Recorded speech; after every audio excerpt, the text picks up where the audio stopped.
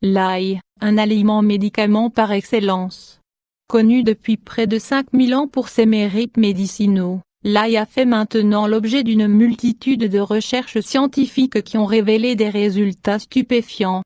On a identifié des dizaines de propriétés médicinales à ce petit bulbe. Les connaissances empiriques sont devenues vérités scientifiques. Ce sont les composants sulfuriques de l'ail qui retiennent l'attention. Sur ce plan, l'ail est bien supérieur aux autres plantes et aux autres légumes, y compris l'oignon, le poireau et l'échalote. Or c'est précisément ces composants sulfuriques qui confèrent à l'ail ses principales propriétés médicinales. Protecteur cardiovasculaire et pour lutter contre l'hypertension, l'une des propriétés thérapeutiques les plus connues de l'ail est certainement son pouvoir hypotenseur. Il y a tellement de gens qui utilisent avantageusement l'ail pour abaisser leur tension artérielle, que cette propriété est incontestable. De nombreuses recherches scientifiques ont démontré, hors de tout doute, les vertus hypotensives de l'ail. L'ail a également la propriété de rendre les plaquettes sanguines moins collantes.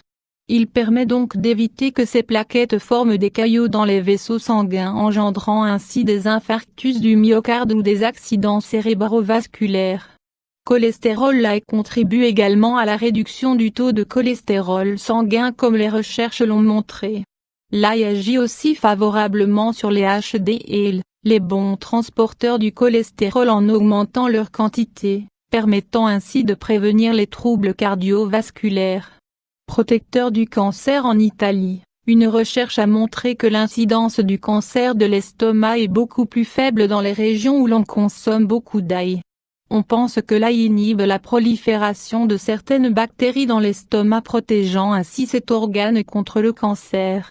D'autres chercheurs pensent que l'ail agit à la façon d'un antioxydant en neutralisant les radicaux libres. Probablement que l'ail est utile dans la prévention d'autres types de cancers. Un puissant antibiotique et antibactérien, l'ail est particulièrement efficace dans la lutte contre toutes les formes d'infection. Il agit également à la façon d'un antibiotique. Mais contrairement aux antibiotiques usuels, il agit sélectivement sur les microbes. Il s'attaque aux mauvais microbes et ne détruit pas les bons. Il peut s'avérer fort utile dans la prévention et le traitement des otites.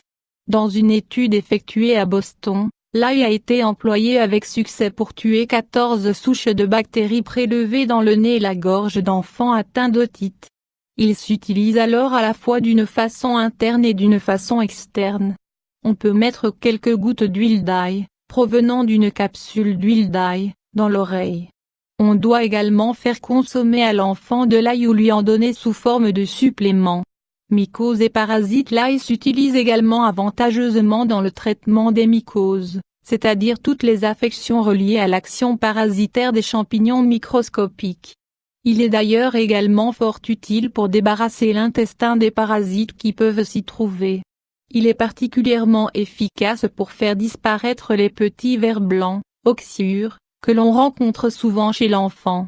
On peut consommer quotidiennement de l'ail, de préférence cru, écrasé ou coupé en minuscules particules, ou plus commodément en supplément sous forme de capsules ou comprimés.